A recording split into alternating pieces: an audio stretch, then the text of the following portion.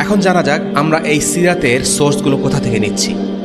কিচ্ছা কাহিনী নয়, আমরা যেহেতু বিশুদ্ধ জ্ঞানের প্রতি আগ্রহী, আমরা চেষ্টা করব এখানে কিছুটা মিনিমাম স্ট্যান্ডার্ড ফলো করতে। তাই সিরাতের সোর্সগুলো মূলত হচ্ছে কোরআন, হাদিস এবং সেই সব কিতাবসমূহ যেগুলো সিরাতের জন্য বিশেষভাবে রচয়িত হয়েছে। এবং প্রথম যারা কিতাবগুলো রচনা করেছেন তারা হচ্ছেন সাহাবাদের সন্তানগণ। পরিশেষে একজন বিখ্যাত আলিম যার নাম হচ্ছে ইবন শিহাব আজ-জুহরি রাহিমাহুল্লাহ। এবং সিরাতের নাম আসলেই যে দুজনের নাম আমাদের এমনিতেই মনে পড়ে তা হলো ইবন ইসহাক এবং ইবন হিশাম।